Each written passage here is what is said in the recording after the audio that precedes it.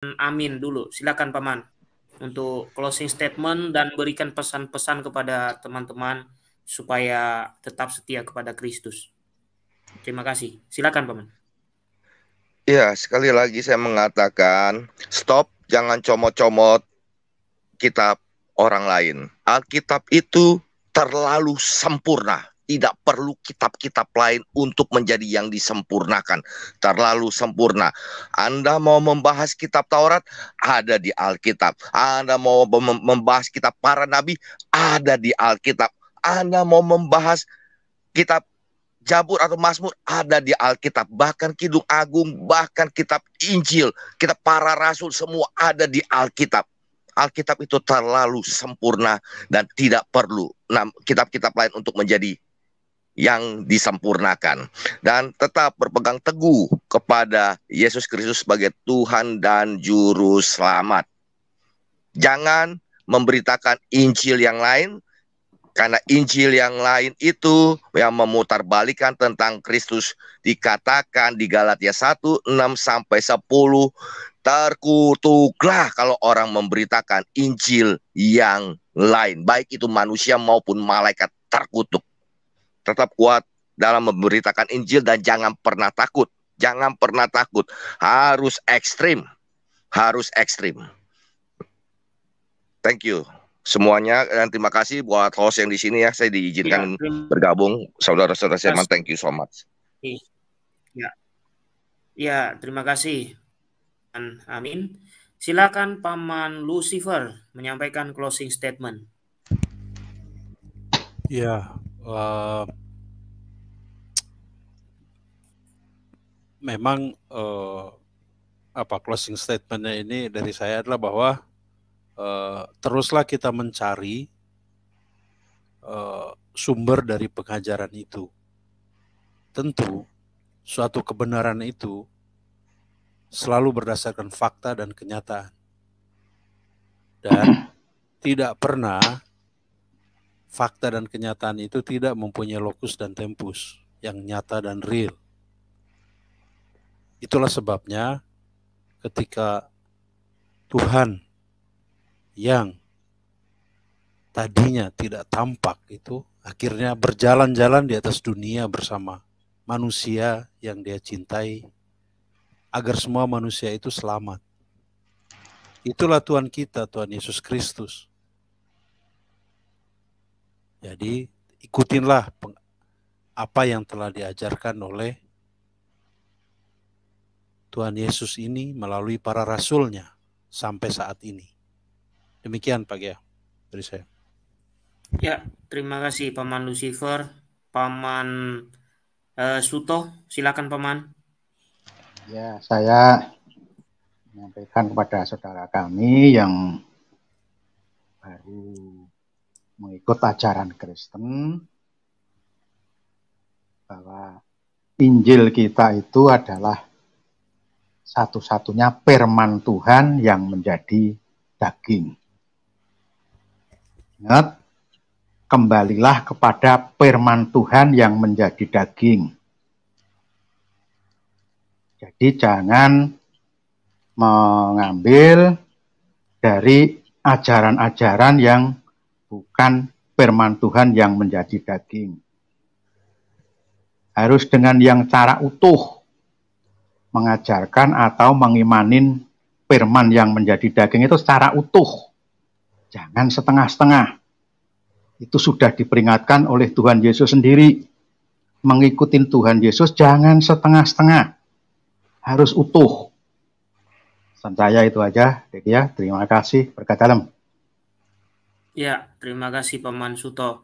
Paman The Black Tiger. Silakan ya, Paman. Oke, terima kasih. Kalau saya ya akan membahas ini di luar agama ya. Jadi saya disclaimer dulu ini. Jadi tidak membawa agama. Saya misalnya kayak Bro Gea dan Bro Bebal misalnya. Maaf nih saya pakai ya Bro Bebal. Contoh misalnya Bro Gea ingin menulis tentang buku biografi tentang misalnya Raja Genghis Khan.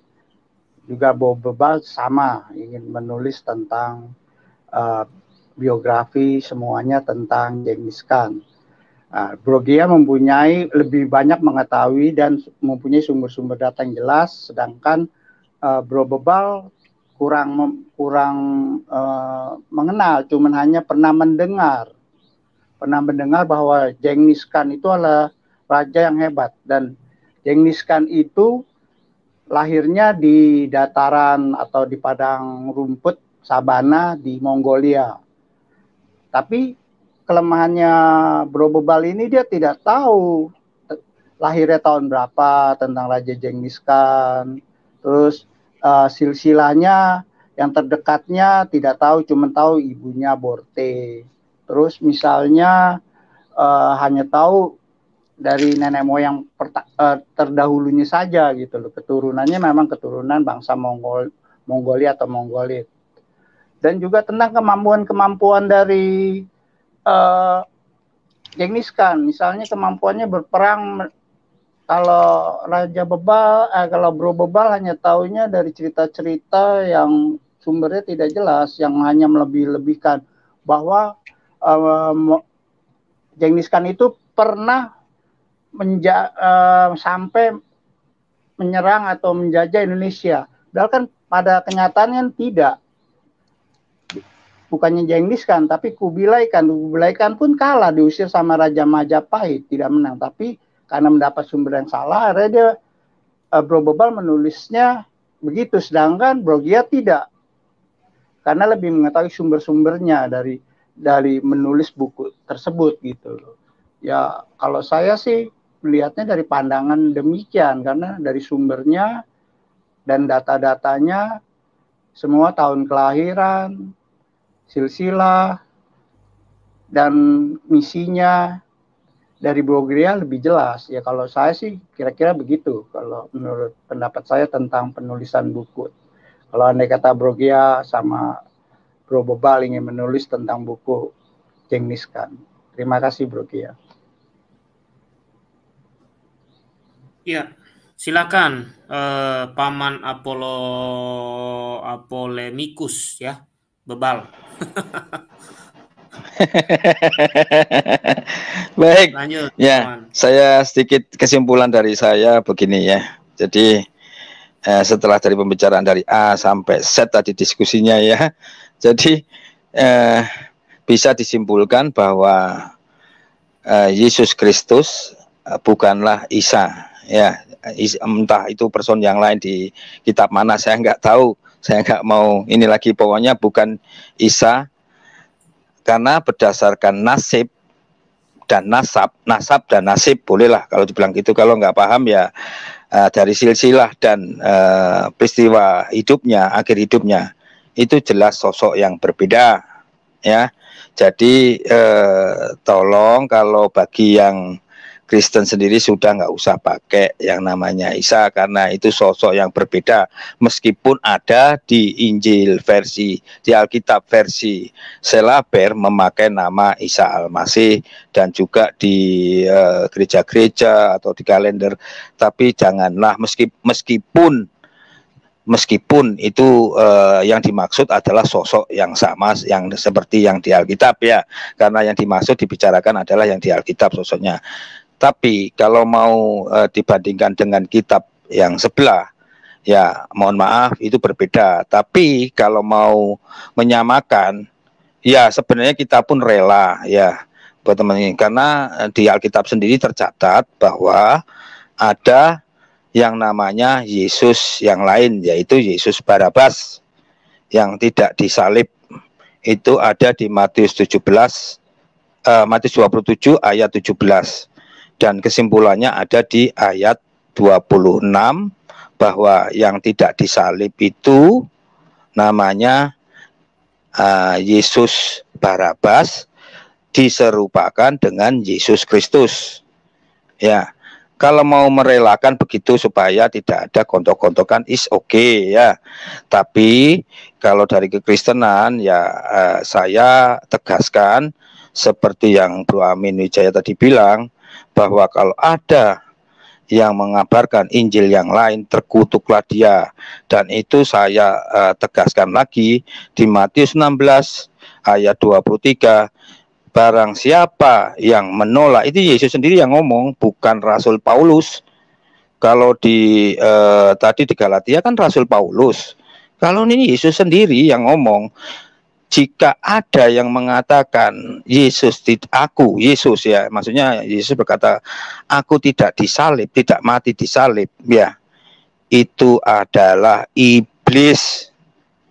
Sekian dari saya, terima kasih, selamat malam, berkah dalam. Ya, Wah, berkah dalam. jadi kalau gitu saya mending milih Genghis Khan yang ditulis sama Bro Gea ya, berarti daripada yang ditulis Waduh, sama udah dikutuk-kutuk sampai 2 kali dikatakan iblis lagi. Jadi iblis yang Wah, terkutuk dong. bener. Enak, kalau enak jamu klutuk Bro Amin, jamu klutuk enak, garing di sambal.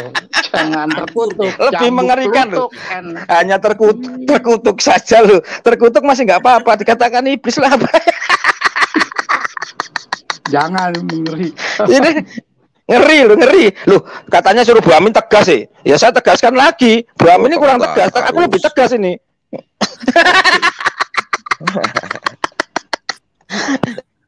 Oke, saya closing statement ya. Saya closing statementnya tidak ada kutuk-kutuk ya, tapi pelan-pelan, tapi juga ujung-ujungnya sebenarnya. harus tegas. Para rasul semua tegas, harus tegas. Jadi gini Bapak Ibu ya, Yesus ini dan para murid kan hidupnya di abad pertama Bapak Ibu ya. Jadi kalau kita merujuk tentang kisah mereka, pastinya kita akan merujuk kepada kisah yang dituliskan atau diceritakan oleh para muridnya yang hidup bersama dia pada abad pertama. Dan juga ada sejarah-sejarah yang menulis tentang Kristus. Misalnya tentang penyalibannya, ada beberapa sejarawan non-Kristiani yang menulis tentang dia. Nah, kalau kita memakai logika yang sederhana, maka kita harus dan mesti mengakui tulisan yang dalam kurun waktu itu lokus dan ya tempatnya dan kejadiannya itu dekat dengan peristiwa tulisan itu, maka itulah yang kita yakini. Sementara Bapak Ibu Saudara-saudariku, jika cerita tentang Kristus dan para murid tadi itu sudah ada di abad pertama dan sudah diceritakan secara lisan dan kemudian ditulis oleh para muridnya, lalu kemudian di tahun 150, tahun 200, tahun 400, tahun 500, tahun 600, ada cerita yang berbeda sama sekali dengan apa yang diceritakan dan diajarkan di abad pertama, maka saya mau ngomong terkutuk tapi maka ajaran itu adalah ajaran sesat.